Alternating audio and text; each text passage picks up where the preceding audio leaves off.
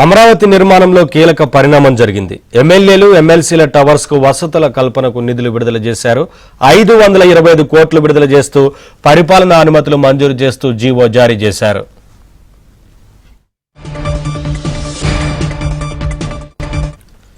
Updates మా correspondent సత్య అందిస్తారు. సత్య, 525 కోట్లు విడుదల చేస్తూ పరిపాలనా అనుమతులు మంజూరు చేసినట్లుగా తెలుస్తా ఉంది కదా, ఏంటి అప్డేట్స్?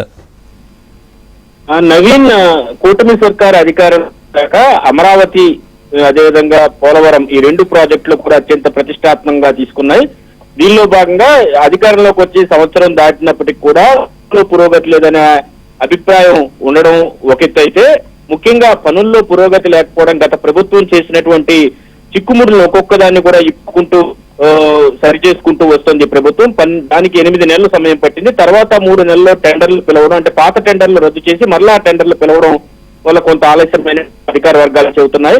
అయితే 90% పనులు పూర్తయినటువంటి MLA MLC quarters, LR plus quarters కు పూర్తి స్థాయి పనులు చేసేందుకు ప్రభుత్వం నిర్ణయించింది. దీనికి సంబంధించి ఈ టవర్లో అంతర్గత బయట విద్యుత్ పనులకు, ఆర్కిటెక్చర్ పనులకు, ప్లంబింగ్ శానిటరీ పనులకు, అగ్ని నిరోధక ఏర్పాట్లకు, లిఫ్ట్లు, డీజీ సెట్లు, హెచ్బిఎసి సెక్యూరిటీ సిస్టమ్లు, ల్యాండ్స్కేపింగ్ వంటి పనులకి 525 కోట్లు పరిపాలనా అనుమతులు ఇస్తూ విడుదల చేస్తూ నేడు ఉత్తర్వులను జారీ చేసింది. ఈ మేరకు ఎంఏడి ప్రిన్సిపల్ సెక్రటరీ సురేష్ ఇచ్చి రాష్ట్ర ప్రభుత్వం మరో కీలక నిర్ణయం తీసుకుంది.